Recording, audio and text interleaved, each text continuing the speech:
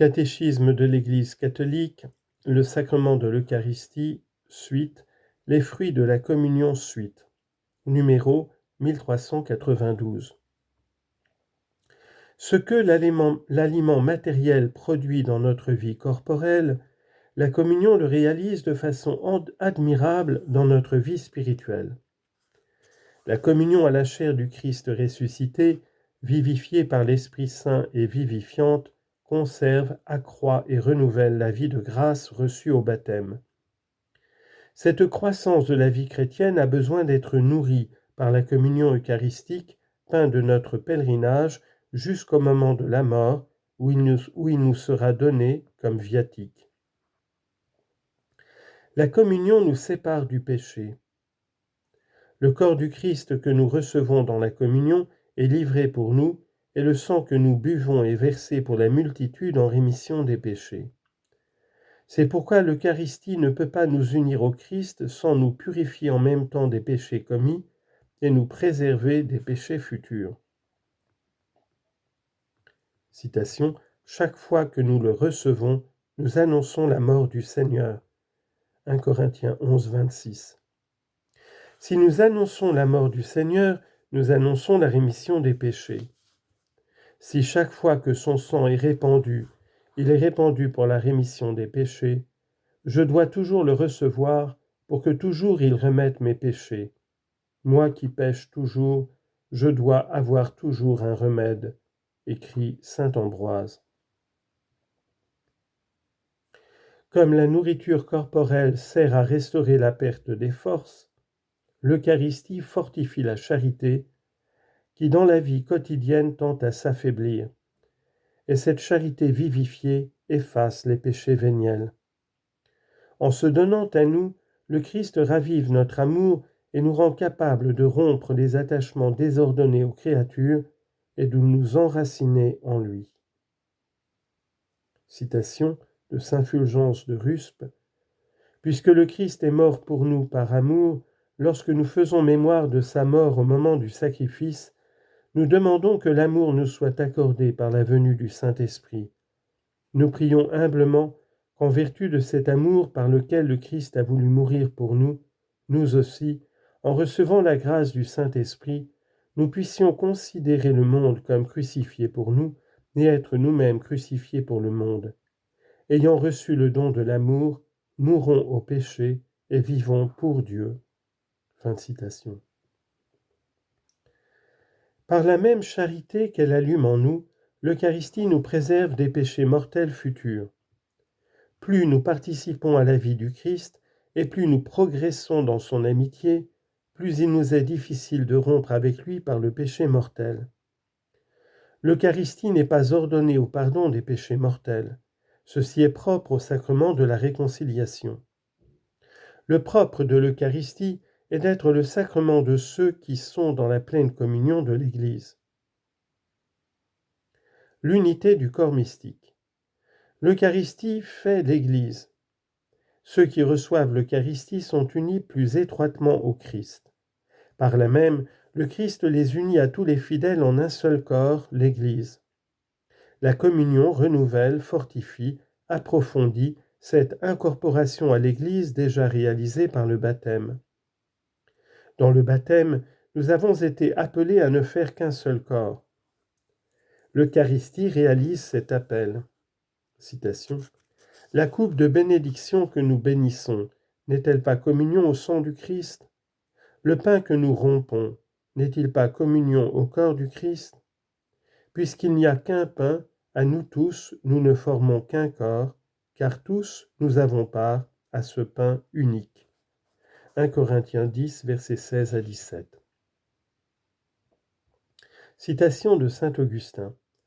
Si vous êtes le corps du Christ et ses membres, c'est votre sacrement qui est placé sur la table du Seigneur. Vous recevez votre sacrement. Vous répondez « Amen », oui, c'est vrai, à ce que vous recevez, et vous y souscrivez en répondant. Tu entends ce mot, le corps du Christ, et tu réponds « Amen ». Sois donc un membre du Christ pour que soit vrai ton « Amen ». Fin de citation.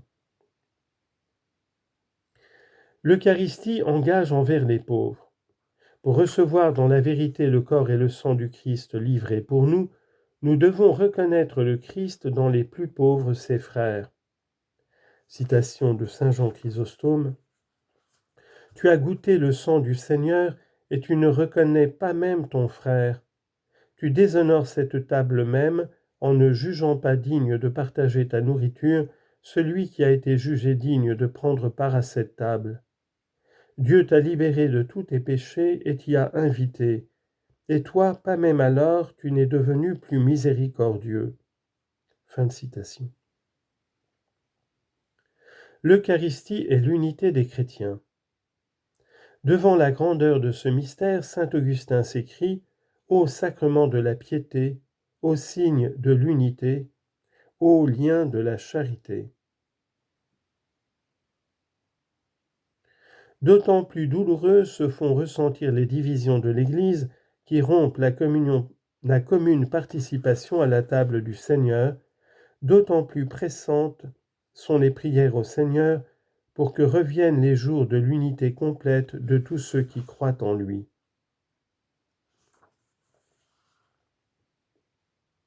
Les églises orientales, qui ne sont pas en pleine communion avec l'Église catholique, célèbrent l'Eucharistie avec un grand amour. Ces églises, bien que séparées, ont de vrais sacrements, principalement en vertu de la succession apostolique. Le sacerdoce et l'Eucharistie qui les unissent intimement à nous. Une certaine communion in sacris, donc dans l'Eucharistie, est non seulement possible, mais même recommandée lors de circonstances favorables et avec l'approbation de l'autorité ecclésiastique. Les communautés ecclésiales issues de la Réforme, séparées de l'Église catholique, en raison surtout de l'absence du sacrement de l'ordre, n'ont pas conservé la substance propre et intégrale du mystère eucharistique. C'est pour cette raison que pour l'Église catholique, l'intercommunion eucharistique avec ces communautés n'est pas possible. Cependant, ces communautés ecclésiales, lorsqu'elles font mémoire dans la sainte scène de la mort et de la résurrection du Seigneur, professent que la vie consiste dans la communion au Christ et attendent son retour glorieux. Lorsqu'une nécessité grave se fait pressante, selon le jugement de l'ordinaire, les ministres catholiques peuvent donner les sacrements, Eucharistie, pénitence, onction des malades, aux autres chrétiens qui ne sont pas en pleine communion avec l'Église catholique, mais qui les demandent de leur plein gré. Il faut alors qu'ils manifestent la foi catholique concernant les sacrements et qu'ils se trouvent dans les dispositions requises. 7. L'Eucharistie gage de la gloire à venir. Dans une antique prière, l'Église acclame le mystère de l'Eucharistie, ô banquet sacré où le Christ est notre aliment, où est ravivé le souvenir de sa passion, où la grâce emplit notre âme, où nous est donné le gage de la vie à venir. Si l'Eucharistie est le mémorial de la Pâque du Seigneur, si par notre communion à l'autel nous sommes comblés de toute bénédiction céleste et grâce, l'Eucharistie est aussi l'anticipation de la gloire céleste. Lors de la dernière scène, le Seigneur a lui-même tourné le regard de ses disciples vers l'accomplissement de la Pâque dans le royaume de Dieu. Citation. « Je vous le dis, je ne boirai plus désormais de ce produit de la vigne jusqu'au jour où je boirai avec vous le vin nouveau dans le royaume de mon Père. » Matthieu 26, verset 29.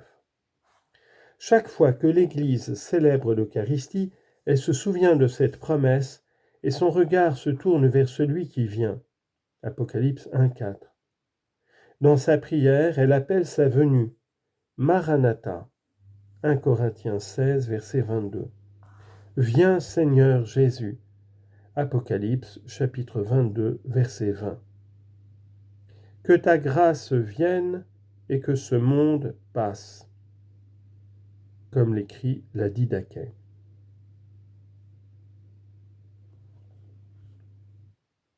L'Église sait que dès maintenant, le Seigneur vient dans son Eucharistie et qu'il est là au milieu de nous. Cependant, cette présence est voilée.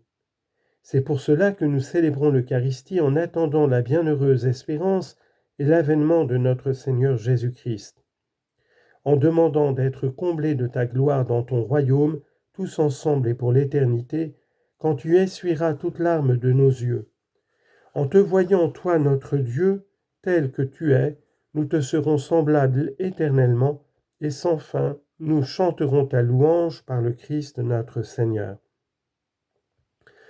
De cette grande espérance, celle des cieux nouveaux et de la terre nouvelle, en lesquels habitera la justice, nous n'avons pas de gage plus sûr, de signe plus manifeste que l'Eucharistie. En effet, chaque fois qu'est célébré ce mystère, l'œuvre de notre rédemption s'opère, et nous rompons un même pain qui est remède d'immortalité, antidote pour ne pas mourir, mais pour vivre en Jésus-Christ pour toujours, comme le dit saint Ignace d'Antioche.